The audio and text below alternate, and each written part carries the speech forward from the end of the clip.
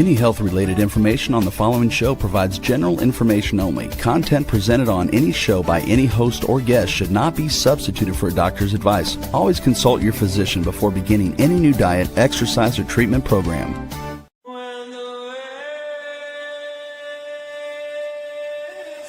For centuries, ancient cultures knew the secrets to longevity, vitality, and healing. Now, modern science is catching up. Ageless Blueprint is a podcast that will reveal the modern secrets of better health and a better life. Join Dr. Eldred Taylor here today and every Wednesday at 9 a.m. Eastern Time on W4HC Radio at W4HC.com. As together we discover the secrets to better health through science and spirituality. A better life with Ageless Blueprint starts now. Here's your host, Dr. Eldred Taylor. Good morning. Good morning. I am Dr. Taylor. I am the hormone doctor and I am the spiritual MD. So you see, I'm in a special place today. I'm in my study. And I'm here in a special place because I have a special guest. I always wanted him to be one of my first guests. You know why? Because the only reason I'm doing this podcast, the only reason I started Ageless Blueprint, the only reason I am like revigorated at age 65 is because of this little young guy that I saw on YouTube just randomly. Clicked on this guy's video and I looked at every video he had and I said, one day I'm going to meet this guy because this guy has changed my life for the better. He's changed my career. He's helped me change my relationship with my wife and my kids. And it sounds crazy, okay? How can this, I don't know how old he is. He's 28 years old. He's younger than my kids. And this guy has the wisdom that goes way beyond his age. And that's one of the things I want to tell you guys. You got to be open. You can't be so conservative and think that you know everything. Let me tell you, your kids can teach you something. They can teach you how to survive in this digital crazy world that we have. And so let me stop talking. So I want you to meet this guy. His name is Quazi Johir. Please bring him up. I can't tell you how excited I am to have him on my show. So look at this young guy. Okay. How old are you, man? How old are you? I'm going to be 29 this year. Oh my God. And so I met him 2 years ago. So he was like 27. And Yeah. I started watching him, and then my wife started watching him, and he's like, "Who is this kid?" And so we both went out there to meet him. He had a mastermind. We went out there to meet him. We met his wife. We met some other people, and that intro that you see me going to Egypt. You know why? Because he told me to get over my fears, and he said just go and discover. And I went to Egypt. It's unbelievable. So thank you, thank you, thank you. Just introduce yourself and tell everybody what you do and how you got me to this point. Okay. Hey, awesome, man. All right, doctor. Mhm. Thank you for the introduction, man. God bless the day I met you. Yeah. So my name is Quazi. we feel the same, but okay, go ahead. Mhm. Yeah, no, I mean, dude, my name is Quazi Johir. I run a company called realitycreator.com. I'm very active on YouTube mostly. We have over 900,000 subscribers. It's just my name, Quazi Johir.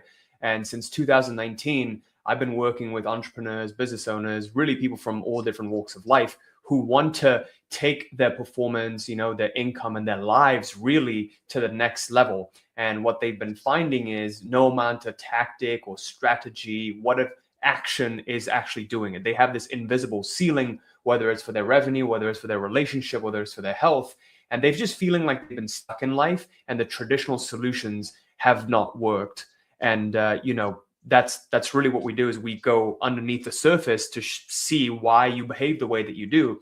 And what I've discovered through my work together is with so many clients, with over 2,000 clients, is it's not there's three main paradigms that you live through. There is the having paradigm, which is the physical manifestation of the outcome that you see, which is linearly caused by the doing paradigm, a level above that, which is the actions that you take. If you want to become healthy and fit, you take the action of going to the gym and eating healthy, right?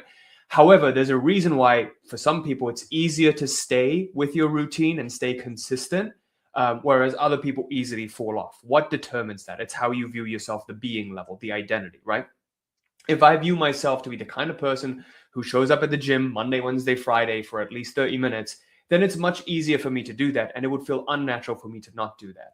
So my work always has been, and because in my life, I've only seen permanent change happen when I shifted at the identity level, my work primarily has been, how can we take someone who has viewed themselves, and especially in your case, Dr. Taylor, you've been viewing yourself one particular way for 6 decades, right? For a very, very long time, it's become deeply instilled within you that this is just the way that I am. This is the character I've been given through childhood, my upbringing, what I've seen, my parents say, my religious conditioning. How can we take someone from there to really just stepping into a completely new chapter in their lives and just owning that this is my true calling in life? Because when you get to that age and you've been living someone else's definition of what your life should be like, you always feel like there is something missing. You always feel like, this is wonderful, this is great. However, this isn't my truest expression of what I actually want to experience in my life. And so it has been wonderful to see you, after you've been doing all this work and then actually taking action, going out there, exploring and starting this. It's been phenomenal because I can literally feel a shift in your energy, right? It's a lot more expansive. It's a lot more open. It's not trapped. It's not like, So you're coming from a place of force anymore. You're coming from a place of power, of expansiveness, of giving, right? And you can truly give when your cup is full. When your cup is full, it overflows and fills up the cups of others. Whereas most people, especially in religious conditioning, they've been taught, okay, deny yourself and try to serve others, which then creates this resentment and conflict within your psyche. So that's what I've been doing for the last 7-8 years, is working with people to help them really live a life that they truly wanted to live and align their identity in congruence with that, so they don't feel like there is this internal conflict happening all the time. And honestly, we see that once we do that, the money, the success, and all of those things, they become a byproduct. The having is a byproduct. It's kind of like tipping the domino. When you tip the most important domino, the rest of the structure will tip. Whereas most people try to tip the last domino, and they keep the rest of the dominoes just stacked without touching them, right?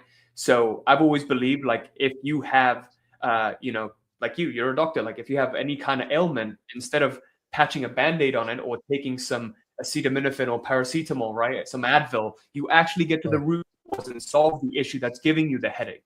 And then as soon as I've seen it with my wife when we started working together. My wife's life, family life, completely changed. Ever since my son was born. So I'm sure we'll get into that in a. Yeah. So, hey, Rebel, is it he's cutting out every once in a while? Is that on our end or his? Neither. I see him fine. Okay, all right. Well, I heard his voice cut out for a minute, but Quasi, here's the first thing you taught me, is that you have to be, do, then you have. Yeah. And you can't. Most people have, do, and then they believe. But no, you have to be. So why would you say? Because that's the core thing, and that's what I had to tell myself. Hey, look, I am a content creator.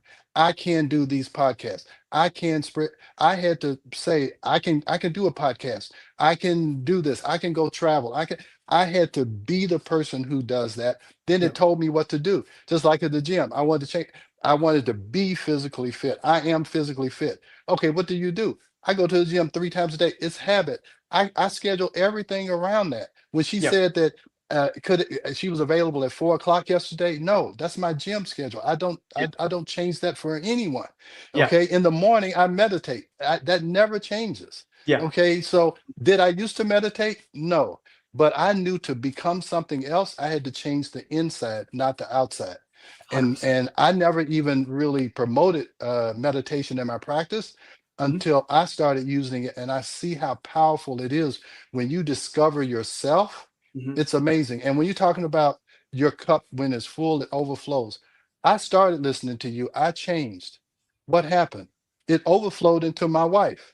It overflowed into my kids. It overflowed into my practice. But I had to fill my cup first. So Absolutely. That's what I'm saying. You know, man, I've been going to church. My dad's been a Baptist minister, Yeah. and I'm going to tell you, this is what I would say. You can't look for that missing piece on the outside. You got to look for the missing piece on the inside. Hmm. And being a doctor in medicine, that sounds crazy because they want you to take things from the outside. They want you to take a pill. They want you to take a surgery. They want you to do a procedure. No, your health starts in here. And we're going to talk about going up a step higher biologically, where the highest step is stress. It's not your low libido, it's not your gaining weight, it's your stress. Okay, so we can talk about that. But anyway, why don't you? So I've told people how you have helped me tremendously. So Yep. I feel like you have changed my identity, and my biology was okay. But here's what I think you've discovered is that if your biology is chaotic, it's very, very hard to change your identity. Okay. Absolutely. So I think, I told him, I don't want you on this podcast until I can help you as much as you've helped me. So we Yeah. delayed this for a long time, right? Yeah. Hmm. And I 100%. said, and so I'll just say this, and you can tell it how it affects. So when we went, my wife and I went to his mastermind, and I think your kid was like a year and a half or Hmm. somewhere around there. Yeah. So his wife came, and we could just see how how she was acting, that she was overwhelmed. Hmm. She really didn't, I thought, hey, look, here's his wife. She couldn't do it. I mean, I could see she came and she went, and we left because we've seen this for 30 years. I said, you know what? His wife is having some postpartum issue, and she's overwhelmed. Yep. And so I told Quasi, I said, I think I can help you. The stress of a new baby, you got a new thriving business. I'm not sure exactly what your wife did, but I'm Yep. just telling you, hey man, I think we can help her if we do a saliva test. Yep. So he finally convinced her to do it, and then I'll let you take it from there. Yeah, so initially, we wanted to do something with hormones because she was really struggling with weight issues. Also like in the morning, not sleeping in, and then at nighttime staying up really, really late. Appetite issues, like just everything was just flipped around, and also like just being irritable. Like I've noticed a lot of irritability, and we were just getting into a lot of fights, and it came to a point where it was just like I personally, just being fully vulnerable, I was like, maybe this is just how it's going to be for the rest of my life. Maybe I just suck it up and this is how it's going to be. Right. So Yeah. we were interested in the hormone stuff because I'd heard like hormone, like from everyone, like, hey, if you're struggling to get back into the shape that you once were, especially postpartum, or you feel different, then you really want to get your hormones checked. And we'd not done anything like that. Right. And so then this guy comes into my life as though by magic, OBGYN hormone expert, literally you can't make this shit up, right? Like literally right at the right time. The right person shows up in your life and he's like, hey, I think we can help your wife. I'm like, oh, I'm definitely interested. And the way when you saliva testing versus just like doing a simple blood test, especially when we're talking about things like testosterone, estrogen, the way that you explain it really made sense because a lot of people, they do a blood test for testosterone, but testosterone, the blood is the carrier, right? It's actually stored in the muscles or the organs. That's where it's being used. And so when you do a saliva test, you actually get different periods of the day when the levels are different. Because, I can do a blood test and if you catch me at the right time, my testosterone might look high, but if you catch me at the wrong time, then we won't get a complete picture of what it's looking like, in accordance with my circadian rhythm, right? So when we did that test, it was very, very surprising for us to find that, hey, my wife's cortisol was super low in the morning and super high at nighttime. And that's a big issue as to why, like, you don't feel awake in the morning. And she would, like, when we started doing the treatments that you suggested, she was telling me how, like, hey, sometimes I would drive in the morning and literally fall asleep behind the wheel, because, and that's really dangerous, right? That's really, Yeah. especially when she's with Avi. So, Mhm. she would notice that, and it would make her really frustrated because she would want to do all of these things in the morning, but she just wouldn't be able to physically move herself. And also just being super, super irritable in the morning, like not tolerating, because, my son's like kids are super active in the morning.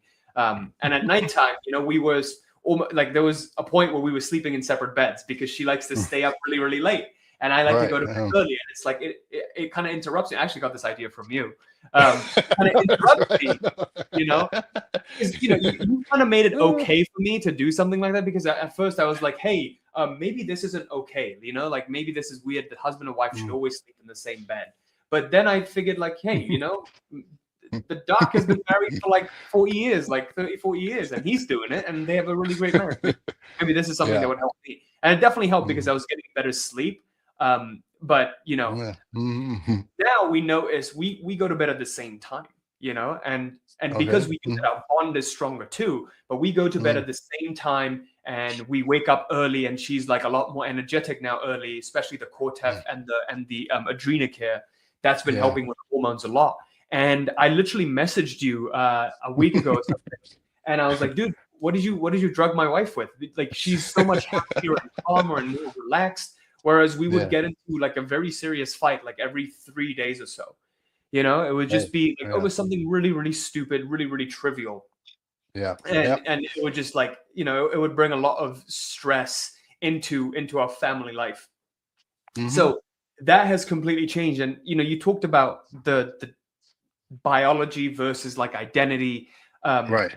An analogy I can think of is like, hey, positive thinking and lowering your stress helps a lot. But if you're living in a radioactive area, right? You're living in a nuclear radioactive zone. There is literally no point if the fundamentals are not taken care of. And the fundamentals for biology are, like, the way I teach our clients is there's 4 main things, right? There is your environment, your physical and your social environment. There is food, nutrition. There is and there is your sleep. Right? These are the 4 main things that will really make a change in your life. Maybe I'm missing a couple. Maybe sunlight or something, but that comes to environment. So if these fundamental things are not taken care of, then you can't get to the next level and talk about like your identity and consciously taking inventory of your mind, because there is the Holy Trinity everywhere. There is the mind, body, and spirit, right? You can't get to mind if you don't take care of the body first. There's no point. Exactly. If you don't take care of the mind, there is no getting to spirit and connecting to God, right? And so there is like levels of Maslow's hierarchy of needs. If your basic survival and physical isn't taken care of, you're not thinking about actualization. That's not happening. Like, you can't get to spiritual maturity if your base needs are not even taken care of. So these, I feel like, especially in this modern day and age, this is very, very neglected. Like, our basic physical needs are very, very neglected, but not just neglected. It's also very misunderstood, right? That's the key. It's misunderstood because it's not being tested appropriately. Exactly. These people have all these issues, and they go in and get a blood test. The blood test says that they're normal, and then they still have all these issues, and then they get frustrated, they get scared because they think that they're going to live like that for the rest of their lives, just like what you said. So that causes even more stress. And so what we're talking about is this hierarchy, is we have to measure and we have to balance a person's stress. Because here's how I look at it. My biology was okay, so you helped me change my identity.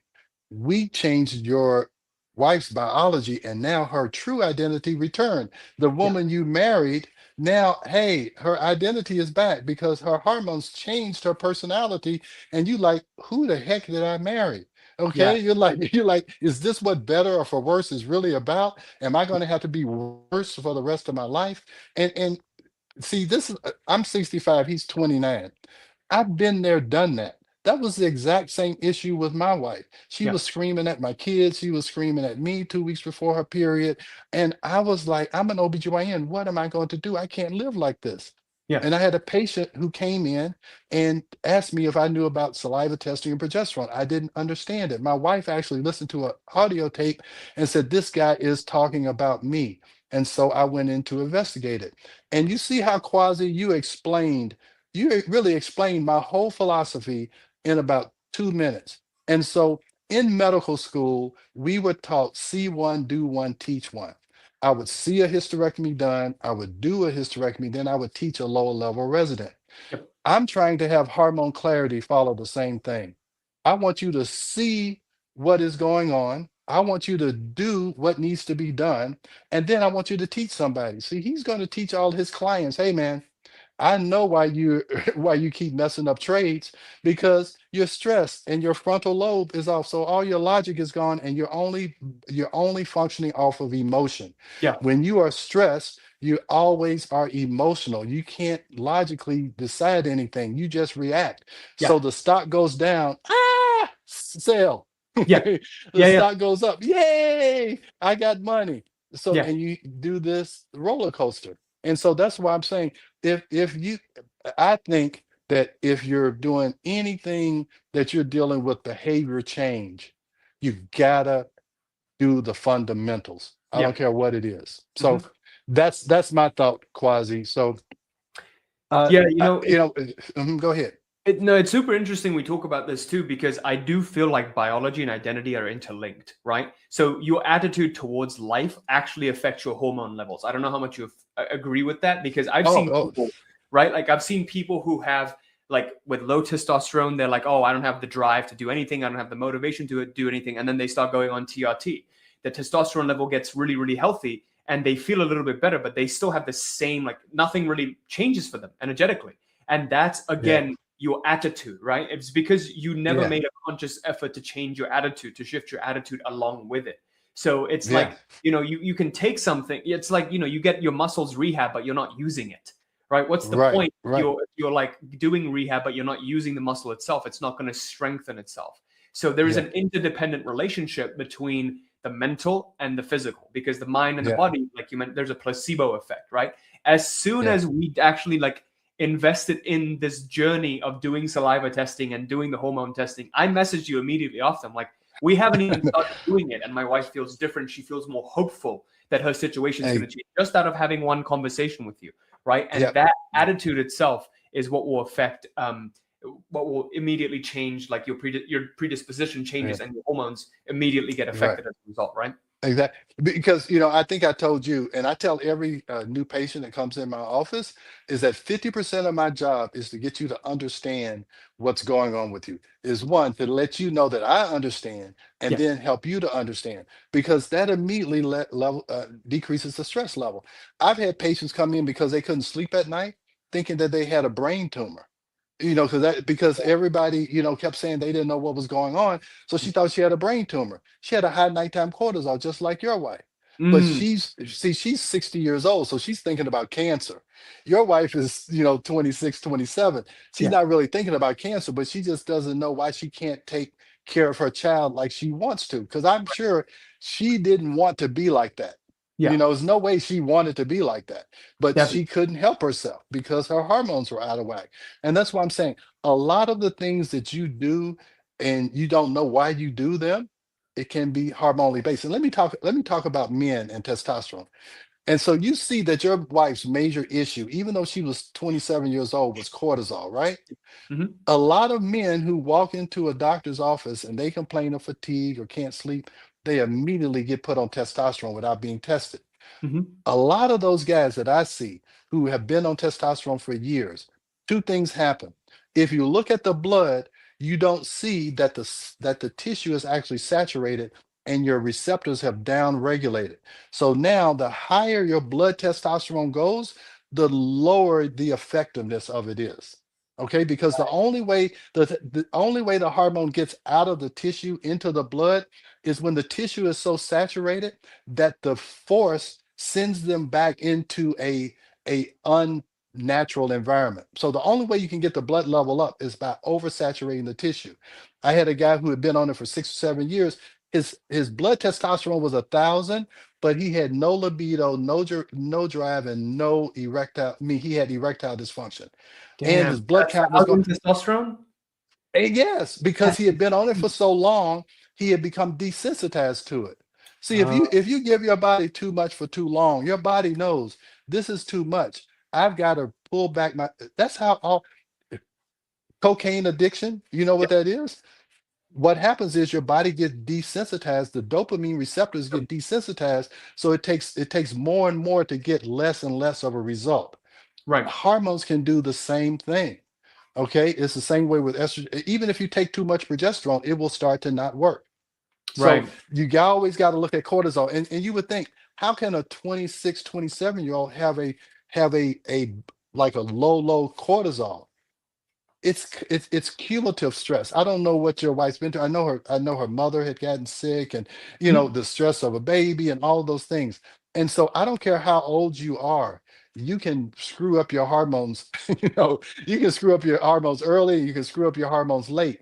But the thing is, you just need to know that that's what the issue is. It's not some mysterious thing that's going on, even though there's been a lot of confusion about it. So anyway, so that's kind of how we intertwined. And I mean, I don't know what's going to happen, but I know that I try to teach my people what I learned from you. Yeah. You're trying to teach your people what you've learned from me.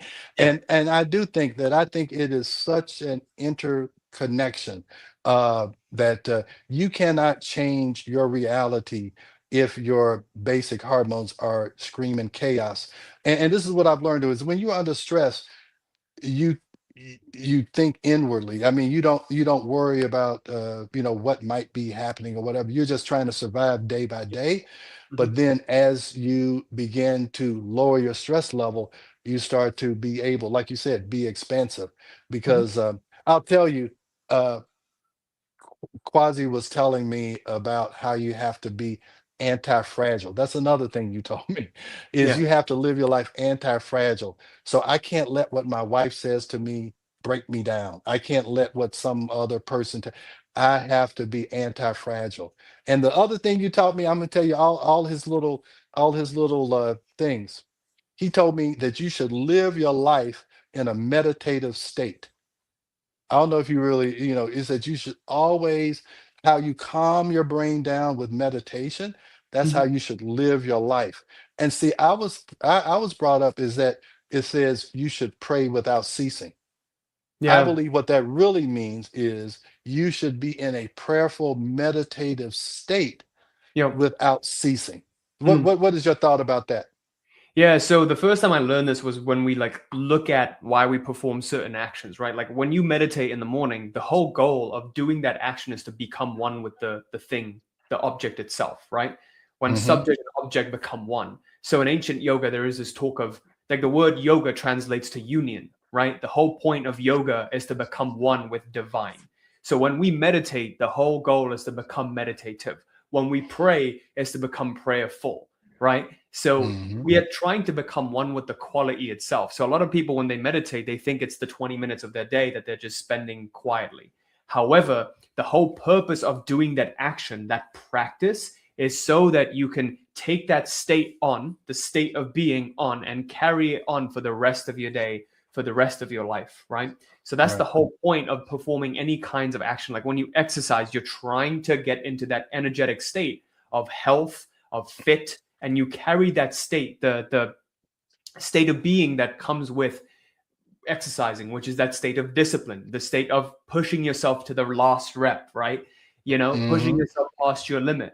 That's the Right. quality like that we're trying to become one with. So that's what I Hmm. feel is like any action, the highest form of the action is the embodiment of the state of being, right? So when we talk Hmm. about the having, doing, being paradigm, we're always beginning at that being and trying our closest and our best to stay at the being. And then we focus on, if I were this person, what would I do and how would I do it? If I were the Yeah. kind of person who's healthy and fit, what would I do? I would go to the gym 3 days a week. I would eat healthy. And so when you're thinking about cheating on your meal, you're like, this feels unnatural. All of the gains and everything that I work for. Hmm. If I view myself as the kind of fit person, I wouldn't be engaging in this behavior. Of course, you have the occasional cheat meal, you reward yourself, whatever. But most of the time, you stick to how you've chosen to view yourself, how you've chosen to carry yourself.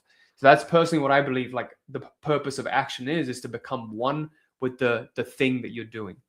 Yeah. So it's time for a break, but when we come back, I want to discuss this last.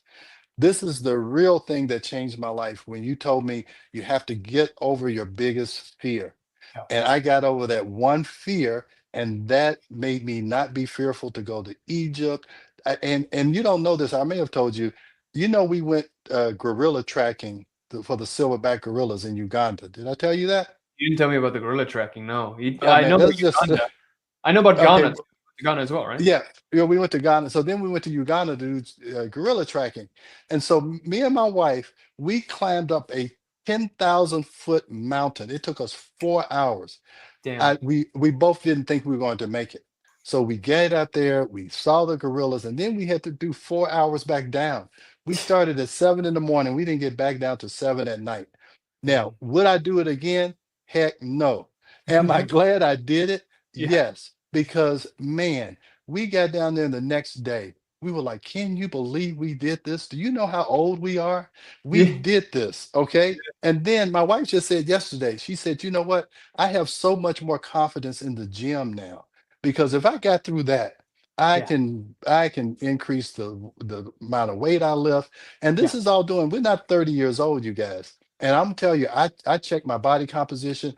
I'm gaining muscle mass. My trainer can't believe that at my age, I'm increasing my muscle mass and Wow. I'm decreasing my visceral fat just because I said I am going to be healthy.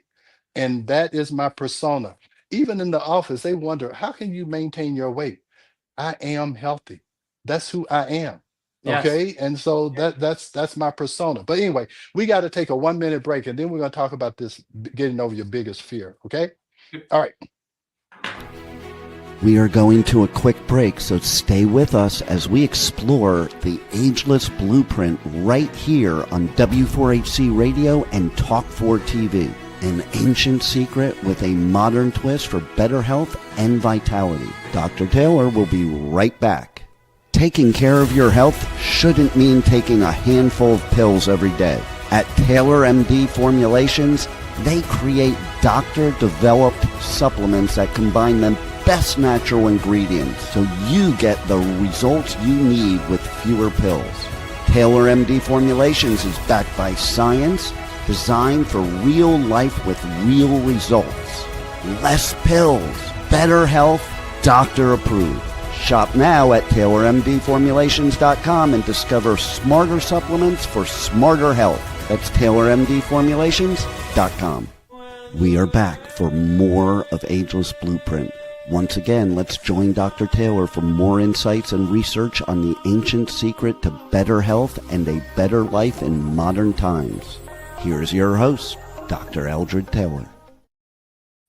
All right, we are back with my favorite guest. I haven't had any guests, but he's always going to be my favorite guest because I wouldn't be doing this if it wasn't for him. Let me just clear up two things. One, yes, this he put my business out on the street. I told him about sleeping in separate beds. It's not because me Oh, and my my wife bad. are mad at each other. It's not because me and my wife are mad at each other. Here's what happens. It's just like you. My wife likes to stay up late. I like to get up early. Yeah. So it used to cause so much conflict. Why don't you stop tapping on that computer so I can go to sleep? And then I would wake up and go and shave and all that stuff. And she's like, why are you waking me up? So it was like, all right, Yeah. look, let me just go downstairs and sleep. And this is what I say. Hey, look, for what married couples do, it doesn't take all night. Okay, Yeah. so okay, so you can be together and do what married couples do, and you kiss and you cuddle and say, "All right, baby, I'm going to sleep." All right, it works. You Yeah. know, now you are sleeping together, but it works. It's worked for us. Okay, Yeah. so if there's a conflict in your two circadian in the your two circadian rhythms, hey, you adjust. That's what marriage is all about. It is about how are we going to get through this situation. Yeah. Okay, how are you going to get through this postpartum thing that you're going through? Well, hey, we're a team. I'm going to help you figure it out. So, hey, saw me, he went to his wife. And let me tell you, Quasi, did you tell your wife that you think it's a hormone problem? Because that will start a fight. Uh, I mean, Sometimes when I you do. first started, because Yeah. I knew it took you like 2 or 3 months to get her to do it. I Yeah. said, oh, he told her it's her hormones. Because let me tell you, I made the same mistake. My wife and I told her, "Hey, I think it's your hormone." Oh, she went off on me. Now, she could say, "I think it's my hormones," but you can't say it. Okay, when you Right. Right. say it, it's Right. going to start a fight. So I knew I didn't pressure you. I said, "It's been Yes. three Give me months and some still time, hadn't man. done it." I'm working on it. Give me some time. So You just, I'm you just telling give you, me hey, look, subliminal I've messages. been there. Yeah. All right. So hey, we want to talk about the biggest fear. So let me tell you what happened. He told me you got to get over your biggest fear. So here was my biggest fear. I like to look at the ocean, but I didn't want to swim in the ocean. If it was above here, I was fearful. And I really think it was my mother. My mother was scared of water. She didn't like, so she imprinted that on me. I'm 60 something years old. So I'm like, okay, that's my biggest fear. So you know what I did? I said, I'm going to go take a scuba diving lesson. And I just decided on my own, I'm going to do it. So I told my wife and my daughter, and they were scared to death. They said, you know, you're scared of water. Don't do it. I said, look, I'm taking this program. I got to get over my biggest fear. I went and did a scuba diving lesson just in a pool. And we did it. We practiced and all that stuff. I will tell you, when I came up out of that water, it was like heaven shone down on me. Said, you did it. You got over your biggest fear. So here's my second biggest fear.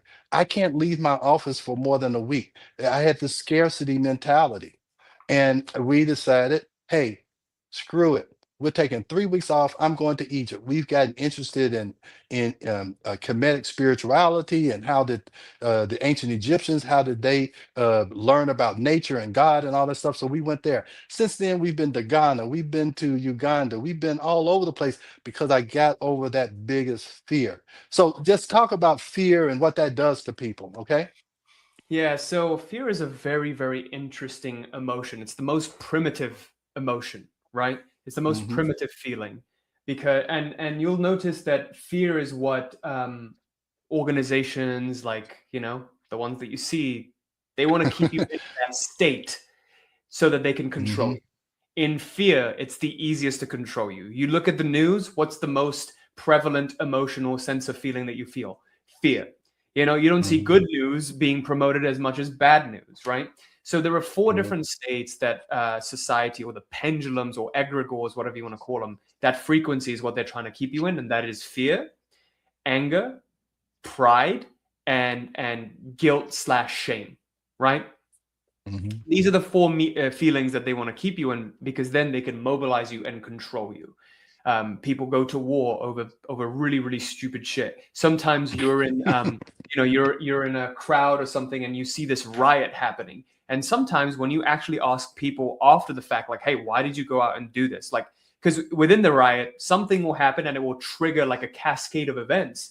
But because emotions are running really high, people become unconscious in that feeling. So these lower level feelings actually make us more and more unconscious. But then the higher level feelings, and creator of this, I'm not the founder of this, this was talked about by David R. Hawkins, who created a scale of consciousness, where he said the neutral level is the level of courage. Okay. When you have courage, you're basically breaking out of that state of perpetual fear, right? The level of 200, he created a logarithmic scale from 0 to 1,000. 0 is like apathy, guilt, where you have no energy available to do anything whatsoever. And the highest level is 1,000, that is achievable in energy level in the human domain, the level at which Jesus Christ, Zoroaster, all of the highest avatars that they resided in. And then there's levels above that, which the archangels and the angels reside in, the levels of 50,000 whatsoever. And God is the level of infinity, like infinite energy. But typically, 200 is that neutral level where you actually go from force to power. When you go from the linear domain to slightly non-linear domain, where these magical things start to happen in your life, right? So you've probably noticed when you live in a different state of energy, a different level of energy, a lot of these ineffable things start to happen in your life that just couldn't logically be explained. It's beyond the linear realm. So the level, the fear is roughly around the level of 120, maybe 150 or 100. And that is the level at which you can be mobilized. It's not too low where you become apathetic to life and you can't do anything. And it's not high enough that you can wake up and act against it. It is just at that right Hmm. you can be controlled. So when we stay stuck in that energy of fear, fear can be a compass, because when we think about doing the things that we need to do, when we feel fear and our minds kind of convince us not to do it, for example, maybe you've been thinking about starting a podcast or going online, you've been thinking, what's the point? I'm not good on camera. I have all of these fears about showing up publicly and humiliating myself and the reputation that I've created. These Hmm. voices are basically the voices that have allowed you to become successful at this life, but Hmm. it's outside the zone of comfort for the life that you want to live. So Yeah. there is this current reality in which you are, but then there's another reality that is uncomfortable, basically outside the zone of your comfort. However, a lot of the times, that thing that you're afraid of is the thing that is in alignment with your desire. So fear and desire are two different sides of the same coin. So if you have a desire to move your life forward, to have more of a reach like you did and reach more people and basically serve more people, but then when you start thinking only about yourself and not what you can actually achieve, you think about my little self and, oh no, what if I humiliate myself? What if this actually goes sideways and I, attract something negative that destroys my business, maybe from the board or like, the medical authorities, et cetera, right? So these are all rational fears that prevent you from risking what you've got. There comes a very special point in someone's life, in a man's life and a woman's life. Typically, it's right around the end of their 30s, 40s, 50s, or even 60s. This is, people call this the midlife crisis, where they come to a point where they're sick and tired of being sick and tired. They're living a life that is, they're stagnating, they're not growing, and they're noticing that the only thing that's preventing them from taking things to the next level is fear, right? Fear is what's blocking them from going from here to here. And so the only way to overcome fear, just like you did, is to go through it. There is no skirting around fear, right? The only way you can overcome the things that you're afraid of is literally just going headfirst into it to show yourself that there is actually nothing to be afraid of, right? So for a lot of people who like invest and trade, they're like afraid of drawdown, right? They're afraid of losing money. But then as soon as they lose money, they're like, oh, that was it? Wow, I'm no longer afraid anymore. And that's why you see people like actually losing money before they make money, right?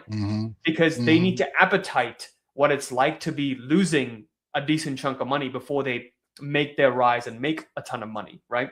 So that's why a lot of people, when they lose money, they start panicking, especially beginner investors. They start panicking and they start second guessing themselves, and then they make these emotional decisions. But when you're no longer afraid of losing, you can play to truly win, right? You're not living life closed off. So fear is what makes you live life in a closed manner, where you say, I will accept some parts of life and reject other parts of life. But when you open your heart truly, you're no longer giving into this fear. You accept the possibility of failure, right? You accept the possibility that the worst case scenario can come to life, but that's okay. That's just how life is. It's kind of like saying like, hey, I would love to experience true love and partnership, but I'm too afraid to get hurt. So I'm not going to put myself out there fully. I'm only going to put myself out there partially. But you don't rise in love, you fall in love. There's a reason that expression exists, right? You fall in, you become truly vulnerable. You open yourself up. Like the other person literally has the power to completely destroy you, right? Like your partner knows shit about you that she could completely destroy you, but you trust her with it.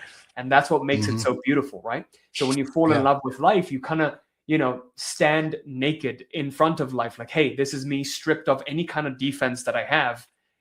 I am one with life. You can only become one when you strip yourself of any kind of like resistance, of any kind of fear, and you truly just live in a state of pure vulnerability. I learned this from Brene Brown, the concept of vulnerability, the power of vulnerability, making yourself vulnerable. Because when you make yourself vulnerable, you open yourself up, right? And there is something really, really attractive about people who are just truly vulnerable. They don't have like a front. They're not trying to like present a particular character. They just are the way that they are and they own it, right? And even if, they ruffle some feathers, the people who love them truly love them, and the people who hate them truly hate them. But I think that's a lot better than having everyone just feel neutral about you, Right. So, when you talk about opening yourself up, I told you this about my relationship with my wife. Even though we've been married 40 years, you taught me I had to open up emotionally. I'm not afraid to cry. You did an interview with me and I started crying. Okay. And my wife calls me weepy now. But we are so much more emotionally connected because I opened up. Our relationship got better. One of the things that I said was my goal when going through his course is I wanted my wife and I to really experience true love together. And that's after we had been married for 38 years. This was 2 years ago. And he taught me how to do that. It was open yourself up emotionally, be vulnerable is something very attractive about that. And now me and my wife, we express our love. I tell her every day I love her. Okay. And then this is another thing I said. People change, just like your wife changed. So you have to reestablish your love for that person every day because they're different today than they were yesterday. So Yeah. you got to love the new person. You got to love the postpartum woman. You've got to love the menopausal woman, the premenopausal woman. You have to establish that love and open yourself up every single day. Now, the other thing that I want to talk about, I had so many things that it was one. I'll think of it in a minute, but this is what talking about fear.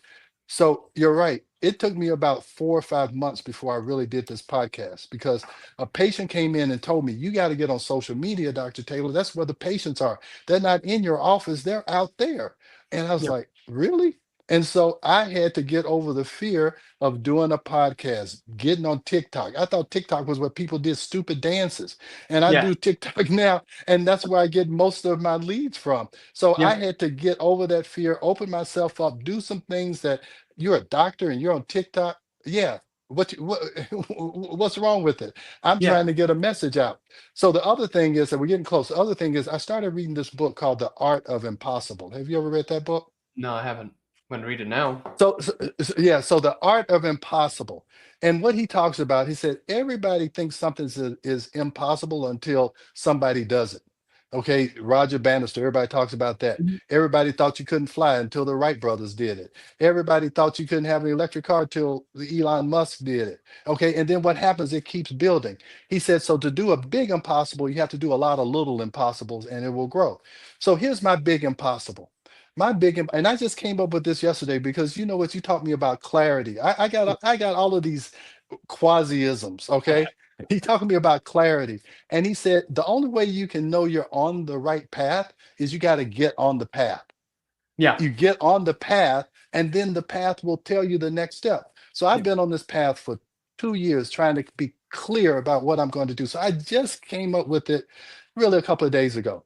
My big impossible is I want saliva testing to be as common as knowing when a person walks in the office and they want their blood pressure checked. They know that a blood pressure cuff is going to go around their arm. It's everybody knows that. Okay, if you want to see what your blood count is, what your hemoglobin, they know you're going to get stuck with a needle. I want people to say, if I want my hormones tested, I know I'm going to do a saliva test. And that doctor doesn't do it, I'm going to go somewhere else. Let me tell you, doctors change when the patients change. Why do the pharmaceutical companies say, ask your doctor about this drug? Because if enough people ask their doctor about the drug, he's going to start prescribing it because Right. it's supply and demand. It's not health and non-health. It's This supply and demand. It's a it's a business, you guys. It's a business. yeah. Okay, so if people start saying, no, I don't want a blood test. I've had people say they spent $1,000 on a blood test and it told them nothing. So I want to educate patients. I want to educate everybody. My big impossible is that sometime in the future, people everywhere know if I want my true answers and hormone clarity, Mhm. I need a saliva test. And I'm going to demand it. I just came out with this hormone clarity bill of rights. And it's a woman's bill of rights. You have the right to be tested appropriately. You have the right to understand your biology. You have the right to make your own decisions about your life. Okay, I'm getting into it now and I'm starting to preach. So I got to cut it back a little bit because we're almost done, Quasi. But that is my big impossible. And if I can keep that vision, I'm going to make it where you would already know, hey babe, you need a saliva test. Let me get it for you. Okay, since you don't need me, you already know. And like I said, you've been around me not as much as other people. You already got the concept. Yeah. Okay, it's not a difficult concept for people to learn. And I say that you should have learned it in your fifth grade health class. Right. That's what I'm trying to teach you. I'm trying to teach people fifth grade health because women need to know about their biology. They're going to have their menstrual cycle is going to rule their whole life. It rules their puberty, it rules their puberductive life, it rules the end of life. You need to understand that whole cycle, and men need to understand it too, so they don't divorce their wives just because they're going through perimenopause. I Yeah. can't tell you how many people have come back to me and said, I wouldn't have gotten divorced if I'd have had my hormones right. My husband's not so bad after all. And then they'll be friends after they get through perimenopause. Then they become friends. That's all, we're divorced, but yeah, we're friends now. It was just a stage in their lives. Yeah. And Yeah. if they had understood it, they would have gotten through it. That's Yeah. the only way me and my wife are married 40 years, because Yeah. we understood those transitions. So anyway, man, we are out of time. I can't tell you how excited I am to have this guy on my show. And hopefully, hey, hopefully we'll do some other things in the future. We'll just see what happens. 100%. I love the unknown. I don't know what's going to happen from this, but I'm open to whatever. So Quasi, thank you, thank you, thank you. I can't thank you enough for everything you've done for me. And I hope I can, if I've done a fraction for you of what you've done for me, I can somewhat be satisfied. All right. So hey, you guys, we'll see you next Wednesday. And I don't know what we're going to talk about next Wednesday, but it'll be me again, and I'll be in my regular place. Quasi, thanks again. See you guys. Thank you so much for having me. Thanks for joining Dr. Taylor today. If you missed any part of this show, just check out the podcast wherever you listen to podcasts. Ageless Blueprint is every Wednesday at 9 a.m. Eastern Time on W4HC Radio at W4HC.com. Together, we discover the ancient secrets to better health through science and spirituality made for modern times. Until then, feel free to check out agelessblueprintpodcast.com and TaylorMDFormulations.com for more information.